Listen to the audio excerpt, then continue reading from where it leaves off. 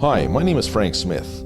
My friends call me Smitty. I am a geologist and a prospector. For over 30 years, I have made my living working in the bush, staking claims, prospecting, and mapping. I have worked in the bush spring, summer, fall, and winter. I want you to tag along with me for a while, and I want to tell you what it's like working in the bush. Plus, I want to share something special with you, especially with you ladies, and perhaps a few of you men. I want to show you how I've come to trust my heart and not my head, but that'll come a bit later. First, let me just say that I enjoy working in the bush. I don't know why, but there were times in the past when I just felt reborn. I usually start work in May. That is when I have to deal with the black flies. Then mosquitoes a bit later after that. Then along come the deer flies and horse flies in June and July. Not to mention ground hornets in August and the occasional yellow jackets or a wasp's nest I accidentally knock over at least once every field season.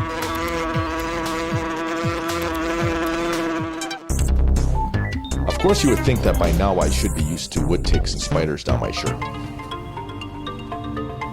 And I really don't have anything against caterpillars, but every once in a while, well, let's just say my fuzzy friends and I have a close encounter.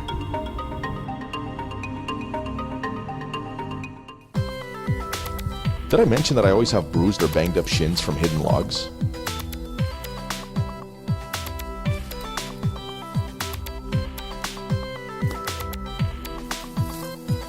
And of course there's the weekly occurrence of a branch in the eye or a stick in the groin.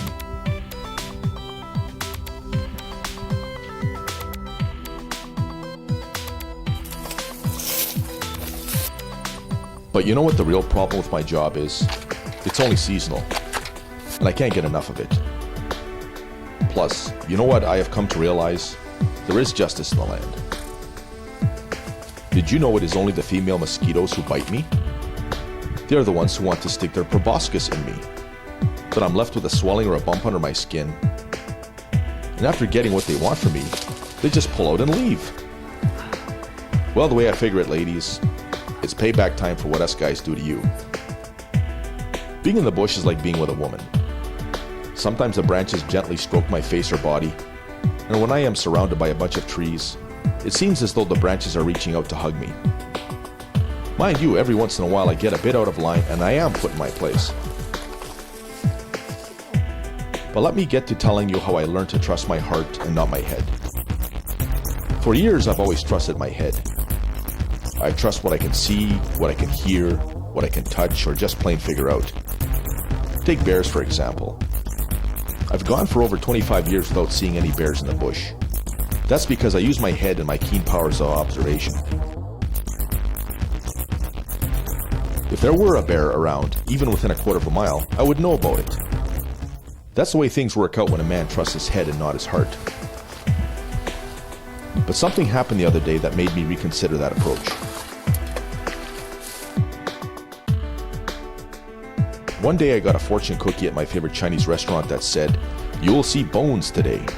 Well, what kind of hokey-pokey garbage is that, I thought. I'm not a butcher or an undertaker. I've never seen any bones in the bush before. The next day I continued to do my prospecting. But I kind of felt, well, spooky when I came across something I've never seen in all my years in the bush. Bones.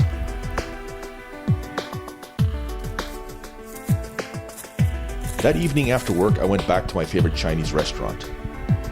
After a nice meal of curried chicken and beef and broccoli, I checked out my fortune cookie. You will find much gold today. Yeah, right.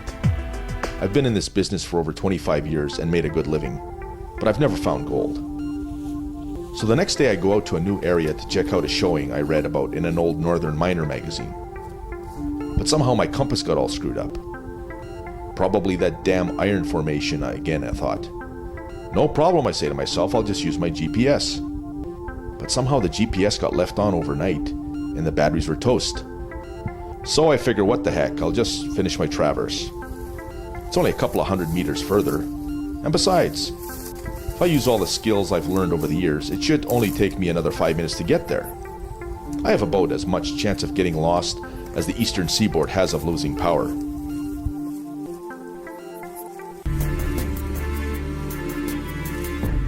Well, Mr. Man, 2.5 hours later, I stumble out of the bush onto a clearing. Well, ladies and gentlemen, all I can say is that what happened next was absolutely amazing. I came across a vein of gold over 2 feet wide. It was the best gold showing in Canada in over 100 years.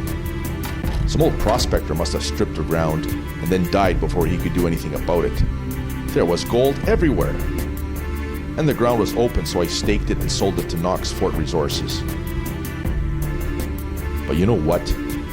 Despite finding all that gold and having over $20 million in the bank, I wasn't happy. Sure, I bought myself a nice house. I bought myself a few nice toys.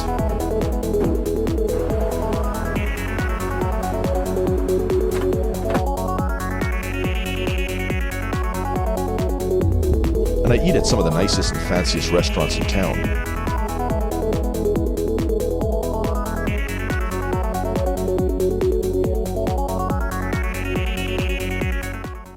But I feel empty. I'm not in the bush anymore. I don't have a sense of adventure and purpose. In fact, I almost missed the mosquitoes. Well, almost. So I went back to my favorite Chinese restaurant, and after another great meal, I checked out my fortune cookie. Learn to trust your heart and you will find your special treasure. At first I thought the person who writes these fortune cookies had been smoking too much marijuana. Mind you, I've never tried this stuff myself. I'm afraid I might like it. But that's another story. And that's when it hit me like a ton of bricks.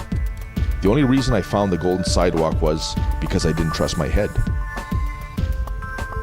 I couldn't use my compass and my GPS let me down. So that fateful day, I had no choice but to follow my gut instinct. No matter how you look at it, I was already trusting my heart and not my head. Oh well. The only thing I could do now was buy some groceries and then head home. So I checked out my Palm Pilot. Then I went to the grocery store to pick up a few groceries.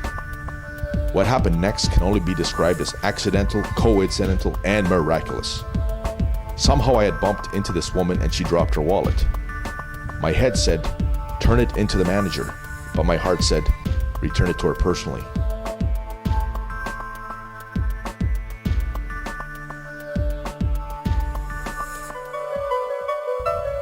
I was glad I trusted my heart and not my head, especially when we talked and she gave me her phone number. And just before she drove away that fateful day, I smiled, because the fortune cookie was right. Trust your heart and you will indeed find your treasure.